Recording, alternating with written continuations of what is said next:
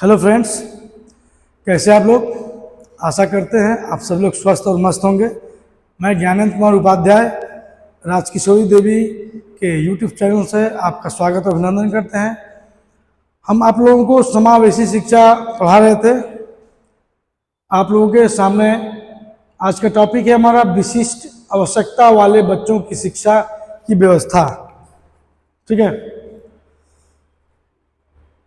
देखिए,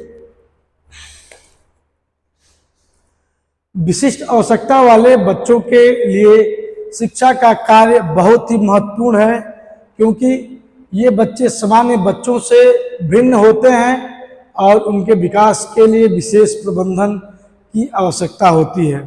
ऐसे जो बच्चे होते हैं जो विशेष रूप से इनको विशेष प्रकार की व्यवस्था की जाती है, विशेष शिक्षक द्वारा इनको शिक्षा दी जाती है, इनका विशेष देखभाल करना पड़ता है। ठीक है, आगे देखिए, विशिष्ट आवश्यकता वाले बच्चों की पहचान एवं मूल्यांकन, आइडेंटिफिकेशन एंड असेसमेंट।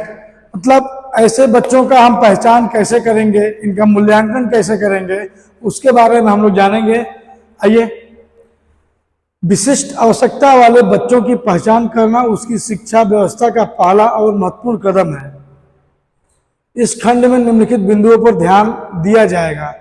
देखिए, जो विशिष्ट आवश्यकता वाले बच्चे हैं उनकी जो शैक्षिक जो उनकी पढ़ाई लिखाई का कार्यक्रम है वो उनके माता पिता के द्वारा स्टार्ट होगा और सरकार के द्वारा भी बहुत सारी मुहिम चलाई जा रही है जिनके माध्यम से ये अपना विकास कर सकते हैं। आगे देखिए, पहचान के चरण, बच्चों के मानसिक, शारीरिक, संवेगात्मक और व्यवहारिक पहलुओं का अध्ययन कर उनकी विशिष्ट आवश्यकता का पता लगाना। ठीक है, यानी जो इनका पहचान का चरण है, क्या कह रहा है कि बच्चों के मानसिक, शारीरिक, संवेगात्मक और व्यवहारिक पहलुओं का अध्ययन कर उनकी विशिष्ट आवश्यकता का पता लगाना। ठीक है, हम उनके मानसिक से और उनके शारीरिक से ही तो पता लगा पाएंगे कि उनमें क्या दिक्कत है। ठीक है, उनके आँख में प्रॉब्लम है, उनके जो हल्का हल्का लोग समझ नहीं पा रहे हैं, उनके जो दिमाग में चल रहा है वो सामान्य बच्चों से भिन्न होता है, तो वो हम सब देख करके पहचान जाएंगे कि इनमें क्या कमी है, विशिष्ट बालक है। ठीक है, मूल्यांकन के तरीके, विभिन्न मूल्यांकन तकनीकों का प्रयोग जैसे कि आईक्यू टेस्ट, साक्षरता और व्यवहार विश्लेषण, ताकि उनकी क्षमताओं और आवश्यकताओं का सही मूल्यांकन किया जा सकता है। जैसे जो भी बालक है उनका हम आईक्यू टेस्ट लेकर के भी उनका पता लगा सकते हैं कि इनका क्या है, इनका मतलब आईक्यू लेवल क्या है, मंद बुद्धि है, प्रखर है, प्रतिभाशाली है, जड़ बुद्धि है, तो हम आईक्यू टेस्ट से लगा सकते हैं। ठीक है, आगे देखिए,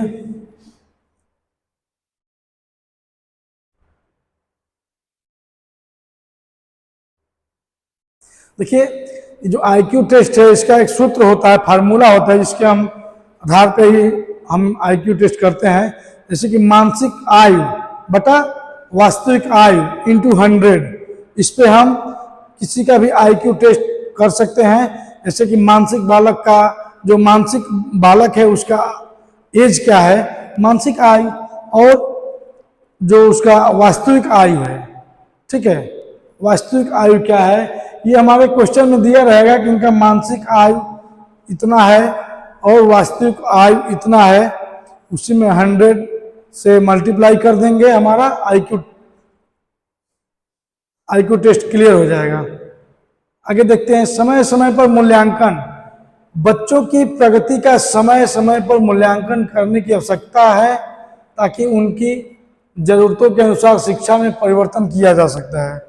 जो भी बच्चा, बालक विशिष्ट हो या सामान्य हो, उसका हम अगर मूल्यांकन करेंगे समय समय पर, तभी तो हम पता कर सकते हैं कि क्या परिवर्तन हो रहा है। जैसे कि सामान्य बालकों का या विशिष्ट बालकों का परीक्षा होता है, एग्जाम होता है, कौन उसमें कितना नंबर ला रहा है, वो हमारा मूल्यांकन हो गया।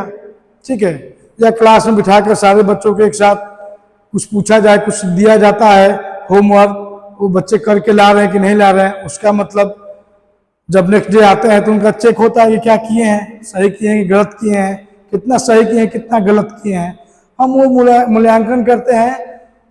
तो उससे हमको ये पता चलता है कि उनकी शिक्षा में क्या परिवर्तन हो रहा है। ठीक है, आगे देखिए, सेवाओं की स्थापना, इस्टेब्लिशमेंट ऑफ सर्विस, विशिष्ट आवश्यकता वाले बच्चों की शिक्षा में विशेष सेवाओं का होना आवश्यक है। यह खंड सेवा संस्थानों और उनके कार्यों का वर्णन करेगा। विशेष विद्यालय और संसाधन केंद्र, इन केंद्रों में विशेष आवश्यकता वाले बच्चों के लिए आवश्यक उपकरण और शिक्षण सामग्री उपलब्ध होती है। ठीक है, मतलब जहां पर ऐसे बच्चों के लिए उपकरण और विशेष सामग्री, शिक्षण सामग्री जो भी है वो उपलब्ध रहेगा तो बच्चे का विकास तेजी से होगा, वो अपने पढ़ाई में निपुण होंगे। जब उपकरण ही नहीं रहेगा, विशेष सामग्री या शिक्षण सामग्री जो भी नहीं रहेगा तो बच्चा कैसे आगे बढ़ेगा। जैसे मान लीजिए हम चार्ट पेपर बना कर आए हैं, उस पर कुछ हम इंगित किए हैं तो बच्चे को दिखाकर पढ़ा सकते हैं, वो हमारा शिक्षण सामग्री है। जैसे हमारा ये उपकरण है, जो बच्चा डेफ एंड डम है, मुख बधिर है, उसको हम कान की मशीन देंगे, उसको प्रॉपर सुनाई दे।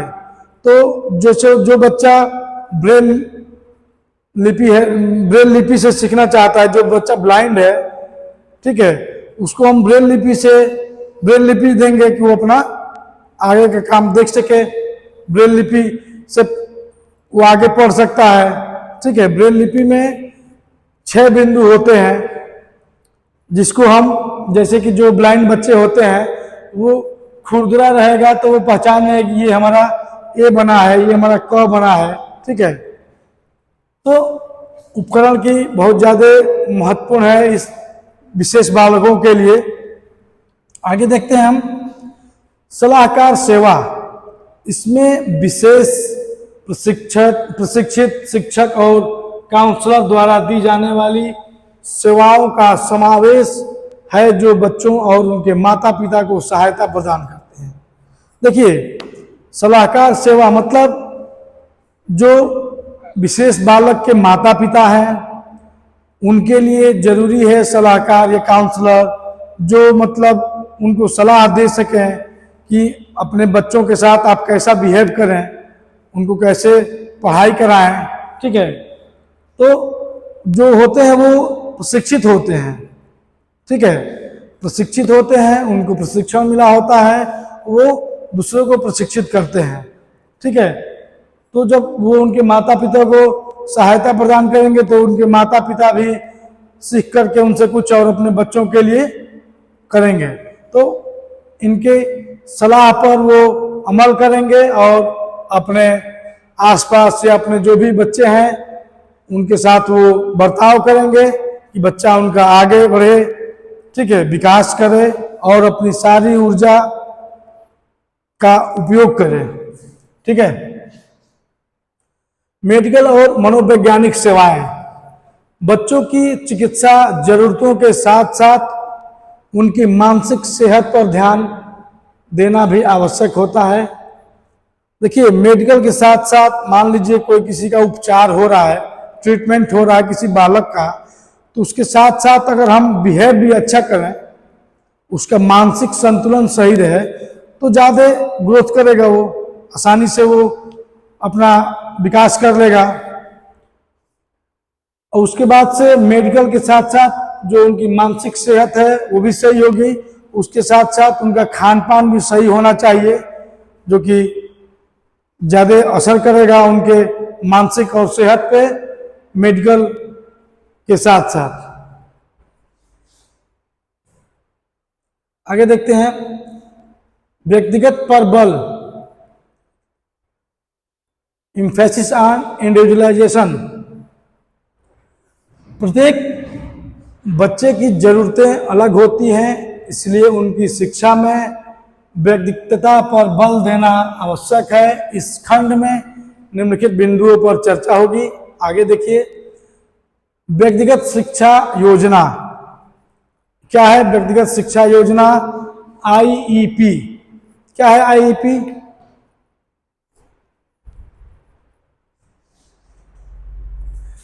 Individual educational programme. हमारा व्यक्तिगत शिक्षण योजना मतलब जो विशेष बालक होते हैं उनके लिए आईपी तैयार किया जाता है कि उनको क्या पढ़ाना है, कैसे पढ़ाना है, और वही पढ़ाया जाता है। ठीक है, सारे जो विशेष बालक होते हैं या आप सामान्य बालक को भी देख लीजिए, उनके लिए भी टीचर आईपी तैयार करते हैं कि ऐसे बच्चों को, देखिए ये विशेष बालकों के लिए है, बट सामान्य बालकों के लिए भी टीचर अपना तैयार करके ले जाते हैं कि आज हमको ये चीज़ पढ़ानी है। ठीक है, ज़्यादातर विशेष बालकों के लिए ये है, उनके लिए जरूरी है। छात्र शिक्षक अनुपात, बच्चों के शिक्षण में ध्यान देने के लिए छोटा छात्र शिक्षक अनुपात रखा जाता है ताकि हर शिक्षक हर बच्चे पर व्यक्तिगत ध्यान दे। देखिए, बच्चों को जो विशेष बालक होते हैं उनको युवक आगे में बैठाया जाता है और बीच में टीचर आता है कि सभी पर बराबर ध्यान रहे। ठीक है, ऐसे करके ऐसे बालकों को पढ़ाया जाता है। आगे देखिए, सांस्कृतिक और भाषाई विविधता, बच्चों की सांस्कृतिक और भाषाई पृष्ठभूमि का ध्यान रखना भी व्यक्तिगतता में शामिल है। नेक्स्ट है हमारा अधिगम पर बल, फोकस ऑन लर्निंग। विशिष्ट आवश्यकता वाले बच्चों की सीखने की प्रक्रिया को बढ़ावा देने के लिए अधिगम पर विशेष ध्यान चाहिए। इसे निम्नलिखित बिंदु शामिल है। देखिए क्या क्या है इसमें। उचित शिक्षण विधियां, अगर हम ऐसे बालकों को पढ़ा रहे हैं और हमें प्रशिक्षित नहीं है, हमको शिक्षण विधियां नहीं पता है, तो हम ऐसे बालकों को नहीं पढ़ा पाएंगे। तो उचित शिक्षण विधियां, शिक्षण विधियों में खेल आधारित, दृश्यात्मक, श्रवण आधारित और गतिविधि आधारित शिक्षा का समावेश करना है। देखिए, ऐसे बालकों के लिए हम शिक्षण विधियों में जैसे कि बच्चों को खेल खेल में सिखाना, खेल खेल में पढ़ाना, दृश्यात्मक दृश्य दिखा करके पढ़ाना, श्रवण आधारित और गतिविधि आधारित शिक्षा का समावेश, बच्चों को गतिविधि करके सिखाइए। ठीक है, विशिष्ट शिक्षा संस्थानों का स्वरूप, nature of special education institutions. विशिष्ट शिक्षा संस्थान उन बच्चों के लिए विशेष रूप से बनाए गए होते हैं जिन्हें नियमित स्कूल में पढ़ने में कठिनाई होती है। इनमें निम्नलिखित शामिल हैं, यानी इनका कहने का मतलब यह है कि विशिष्ट शिक्षा संस्थान उन बच्चों के लिए विशेष रूप से बनाए गए होते हैं जिन्हें नियमित स्कूलों में पढ़ने में कठिनाई होती है। आप लोगों को हम बताएं कि सामान्य बालक के साथ विशेष बालक पढ़ाई कर सकते हैं, बट सामान्य विद्यालय में नहीं।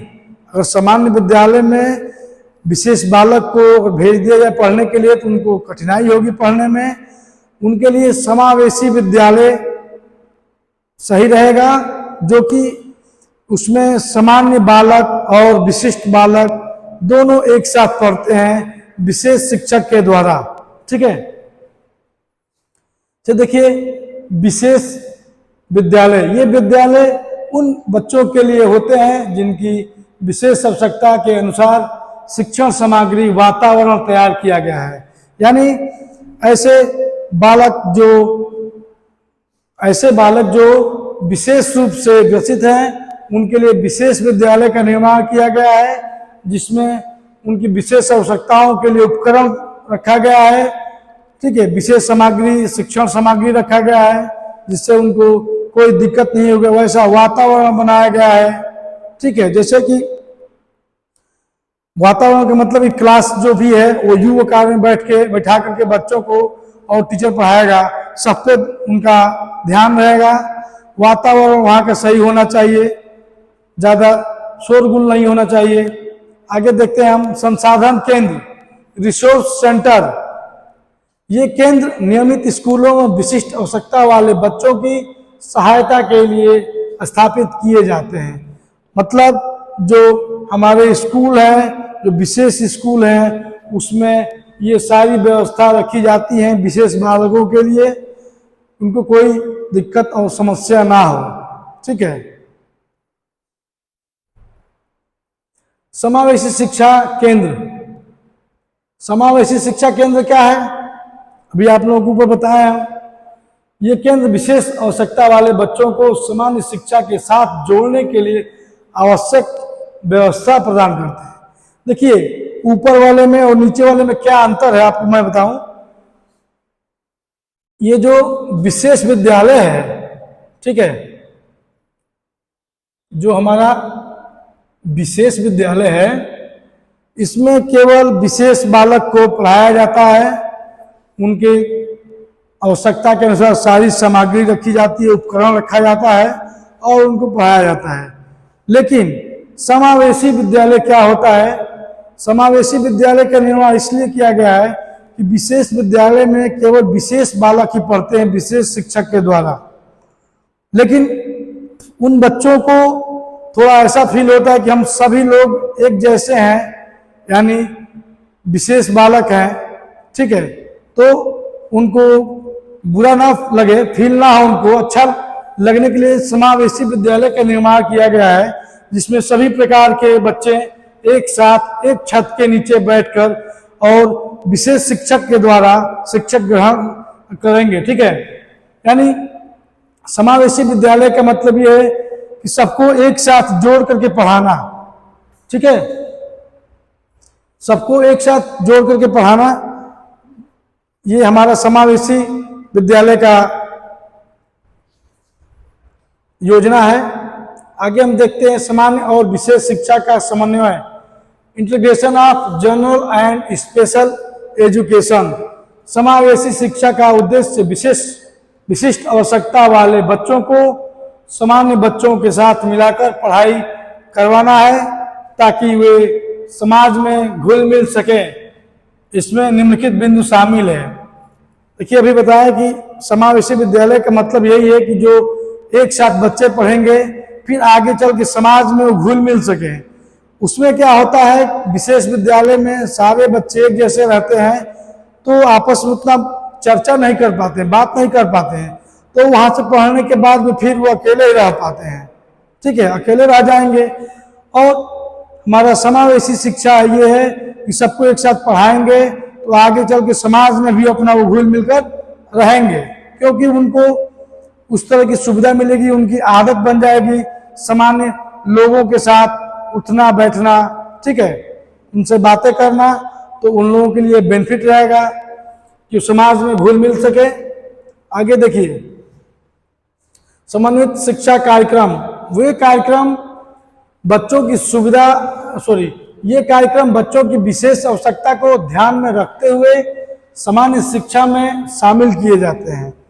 संवेदनशील शिक्षक, समावेशी शिक्षा में संवेदनशील शिक्षकों की आवश्यकता होती है जो बच्चों के प्रति सहानुभूति रख सके और उनकी आवश्यकताओं का ध्यान रख सके। ठीक है, अब देखेंगे हम लोग भत्तों का प्रावधान, प्रोविजन ऑफ अलाउंस। देखिए आप लोग आपके स्क्रीन पे है,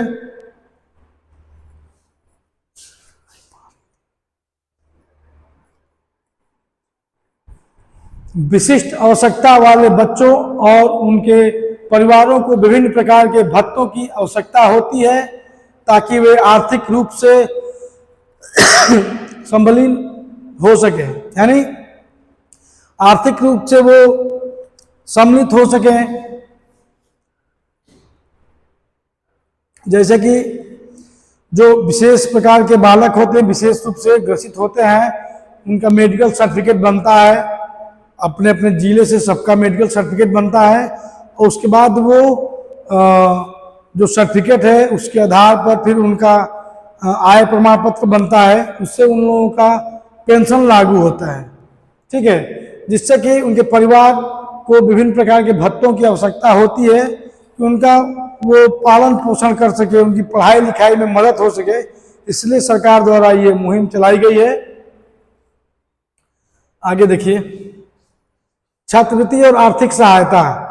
सरकार द्वारा दी जाने वाली छात्रवृत्ति और अन्य आर्थिक सहायता जो उनके परिवार को आर्थिक संबल प्रदान करती है।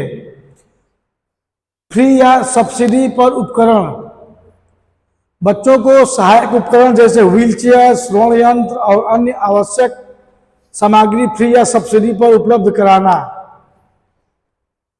यातायात, यातायात में क्या होता है कि ऐसे बच्चों को कोई चार्ज नहीं लिया जाता है। यातायात में उनका जो सर्टिफिकेट होता है उसके अनुसार इन लोगों को छूट रहता है, उस पर सब कुछ क्लियर रहता है। ठीक है, कहाँ कहाँ पे उनको छूट मिलेगा, गवर्नमेंट बस में, रेलवे में, जो भी है इनको छूट मिलता है।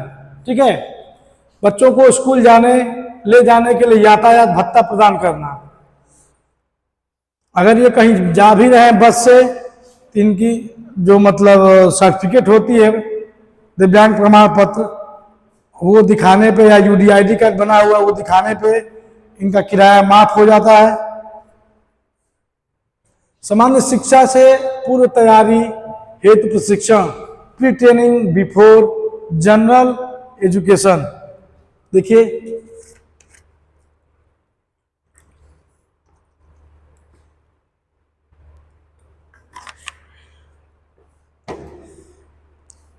विशिष्ट आवश्यकता वाले बच्चों को सामान्य शिक्षा में प्रवेश से पहले कुछ प्रशिक्षण की आवश्यकता होती है ताकि वे उस वातावरण में ढल सकें। देखिए क्या प्रशिक्षण होती है, जीवन कौशल प्रशिक्षण। इसमें स्वच्छता, आत्मनिर्भरता, संवाद कौशल आदि का विकास किया जाता है, जिससे बच्चा वहाँ के वातावरण में घुल मिल जाए, आत्मनिर्भर बने, किसी से भी संवाद कर सके। ठीक है, व्यवहारिक प्रशिक्षण, बच्चों को स्कूल के अनुसार और अन्य बच्चों के साथ मिलजुल कर रहने का प्रशिक्षण दिया जाता है ताकि ये बच्चे आगे चल के समाज में भी घुल मिल कर रह सके। अपना जीविका चलाने के लिए अनेक प्रकार का ये कौशल प्रशिक्षण के द्वारा सीखते हैं और अपना कार्य को करते हैं। ठीक है, अकादमिक तैयारी, पढ़ाई लिखाई से संबंधित कौशल जैसे पढ़ना, लिखना, गढ़ना, सिखाई जाती है। तो इनको अनेक प्रकार की प्रशिक्षण दी जाती है ऐसे बालकों को जो ये करने में निपुण होते हैं और समाज में अपने आप को स्थापित करते हैं। आगे देखिए, संसाधन युक्त अध्यापक की सहायता, रिसोर्सफुल टीचर असिस्टेंस। विशिष्ट आवश्यकता वाले बच्चों के शिक्षण के लिए संसाधन युक्त अध्यापकों की महत्वपूर्ण भूमिका होती है। ये शिक्षक विशेष तौर पर प्रशिक्षित होते हैं और बच्चों के विकास के लिए आवश्यक योजनाओं का निर्माण करते हैं। यानी इनका मतलब है कहने का कि जो संसाधन युक्त अध्यापकों की महत्वपूर्ण भूमिका होती है, जो विशेष तौर पर प्रशिक्षित होते हैं और बच्चों के विकास के लिए आवश्यक योजनाओं का निर्माण करते हैं। अगर हमारा जो विशेष शिक्षक है वो प्रशिक्षित होगा तो अनेक प्रकार की व्यवस्था करेगा ऐसे बच्चों के लिए जो विशेष रूप से ग्रसित है, उनको नाना प्रकार के योजनाओं का निर्माण करेगा। ठीक है, विशेष प्रशिक्षण, अध्यापकों को विशिष्ट आवश्यकता वाले बच्चों के लिए अलग अलग विषयों में विशेष प्रशिक्षण दिया जाता है। ठीक है, सहायक उपकरणों का प्रयोग, अध्यापक बच्चों को सीखने में सहायता के लिए सहायक उपकरणों का उपयोग करते हैं।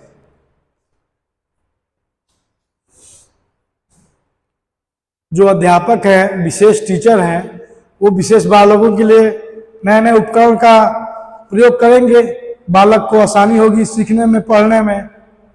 सकारात्मक दृष्टिकोण, अध्यापक का सकारात्मक दृष्टिकोण बच्चे को प्रेरित करता है उनकी क्षमताओं को बढ़ाता है। एक टीचर चाहे तो बच्चों को बहुत आगे तक लेकर जाता है, ठीक है, उनको प्रोत्साहन करके, उनका सम्मान करके उनको आगे बढ़ा सकता है।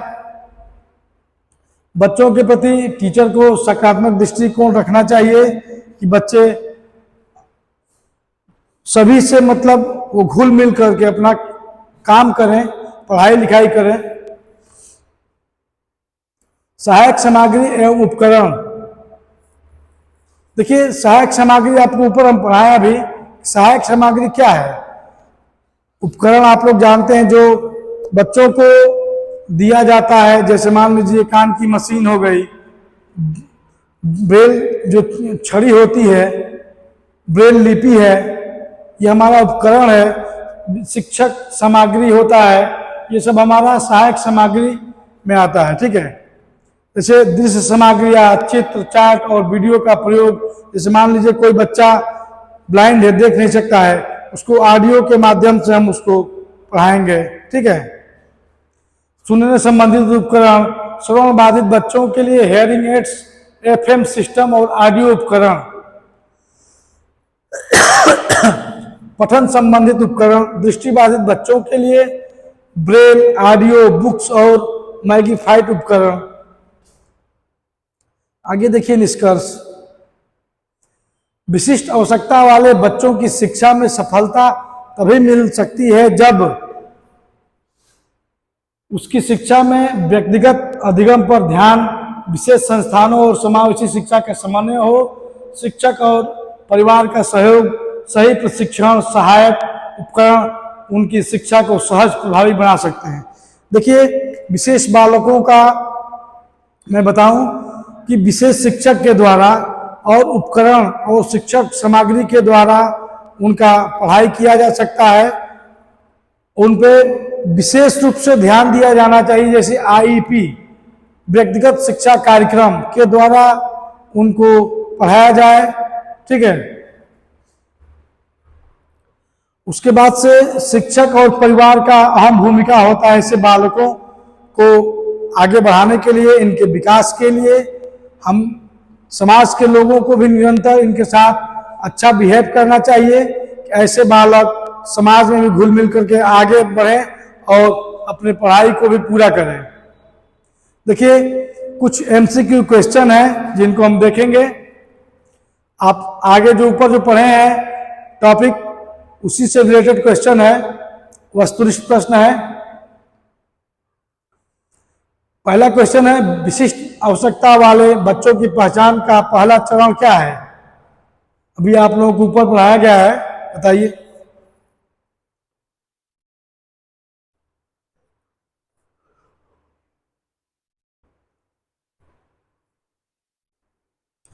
विशिष्ट आवश्यकता वाले बच्चों की पहचान का पहला चरण क्या है।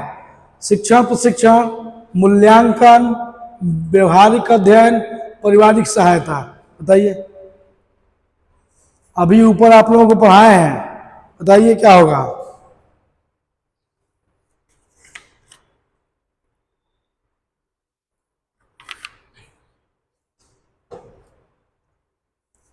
देखिए पहला चरण हमारा मूल्यांकन है, इवैल्यूएशन, जिससे हम मूल्यांकन करके ऐसे बच्चों का पहचान करते हैं, इनका आईक्यू लेवल टेस्ट करके पहचान करते हैं, इनका शारीरिक और मानसिक स्थिति जान लेते हैं, ठीक है। तुम्हारा राइट ऑप्शन बी, मूल्यांकन। अगला क्वेश्चन, व्यक्तिगत शिक्षा योजना का मुख्य उद्देश्य क्या है। अभी आप लोगों को बताएं, बताइए आपका क्वेश्चन। व्यक्तिगत शिक्षा योजना आईईपी, इंडिविजुअल एजुकेशन प्रोग्राम का मुख्य उद्देश्य क्या है। सभी बच्चों के लिए समान पाठ्यक्रम लागू करना, ये हमारा एनईपी है, ठीक है। विशेष आवश्यकता वाले बच्चों की विशेष जरूरतों के अनुसार योजना बनाना, सामान्य बच्चों के लिए कार्यक्रम बनाना, शिक्षकों का समय प्रबंधन। देखिए शिक्षकों का समय प्रबंधन ये होगा नहीं, सामान्य बच्चों के लिए कार्यक्रम बनाना। सामान्य बच्चों के लिए कार्यक्रम हम क्यों बनाएंगे, हम विशेष बालकों के लिए बता रहे हैं। विशेष आवश्यकता वाले बच्चों की विशेष जरूरतों के अनुसार योजना बनाना। ठीक है, राइट ऑप्शन बी। अगला क्वेश्चन, किस प्रकार की सेवा विशिष्ट आवश्यकता वाले बच्चों की शिक्षा में सहायता प्रदान करती है? चिकित्सा सेवा, सलाहकार सेवा, मनोवैज्ञानिक सेवा, उपरोक्त सभी। बताइए क्या होगा? किस प्रकार की सेवा विशिष्ट आवश्यकता वाले बच्चों की शिक्षा में सहायता करता है?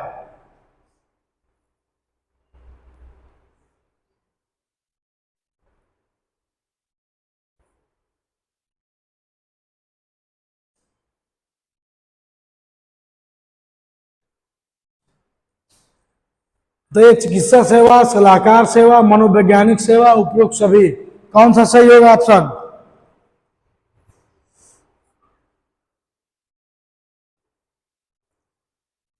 Option number D. क्या होगा? ऑप्शन नंबर डी, सभी तो होंगे। चिकित्सा सेवा, सलाहकार सेवा, मनोवैज्ञानिक सेवा आप लोगों को भी बताए हैं, थोड़ा आप लोग ध्यान दीजिए। नेक्स्ट क्वेश्चन क्या है? विशिष्ट आवश्यकता वाले बच्चों की शिक्षा में समावेशी शिक्षा का क्या अर्थ है? बताइए, बहुत इजी क्वेश्चन है।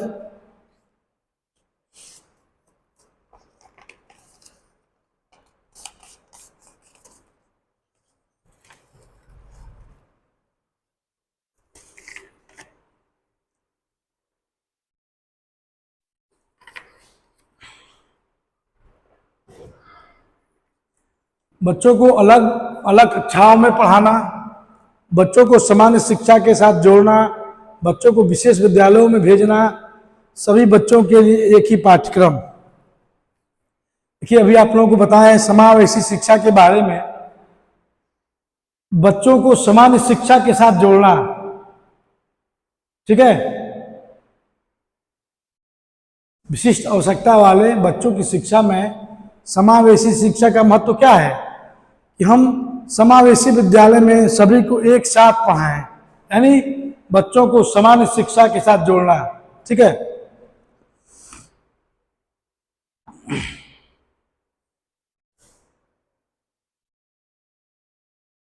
समावेशी शिक्षा के लिए किस प्रकार के शिक्षक की आवश्यकता होती है? संवेदनशील और प्रशिक्षित शिक्षक, केवल अकादमिक शिक्षक, सामान्य शिक्षक, स्कूल प्रबंधक। बताइए। बहुत ही अच्छा और क्वेश्चन है, संवेदनशील और प्रशिक्षित शिक्षक, option number A. Next question,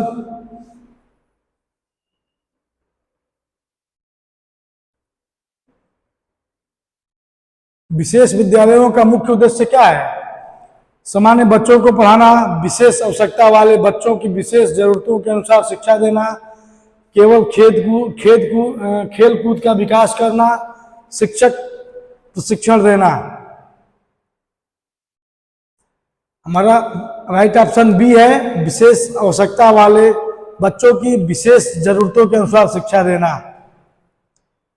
अगला क्वेश्चन, किस प्रकार का भत्ता विशेष आवश्यकता वाले बच्चों को यातायात सुविधा प्रदान करता है?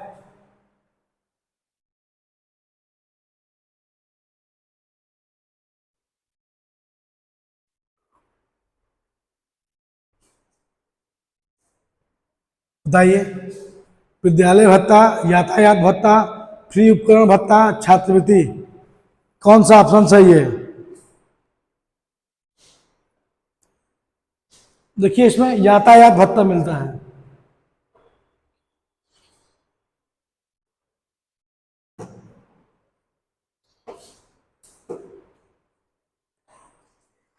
इसमें हमारा सी ऑप्शन सही है, यातायात भत्ता।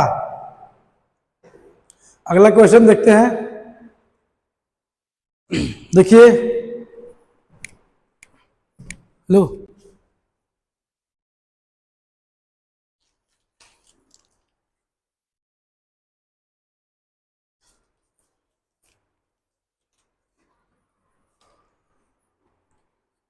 विशेष आवश्यकता वाले बच्चों के शिक्षण में कौन सा दृष्टिकोण प्रभावी होता है? मल्टी सेंसरी अप्रोच,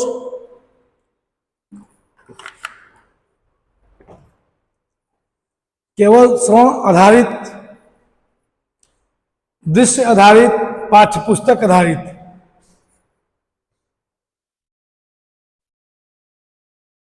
बताइए।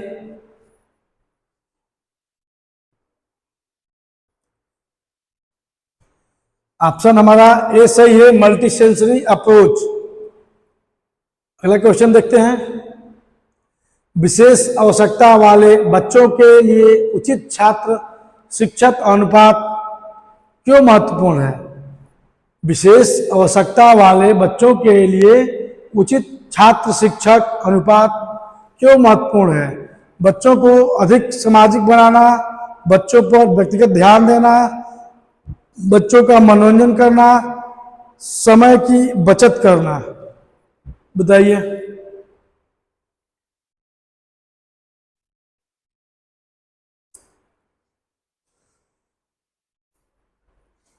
देखिए अभी आप लोग ऊपर पढ़ाए हैं, बच्चों पर व्यक्तिगत ध्यान देना, ठीक है, राइट ऑप्शन बी।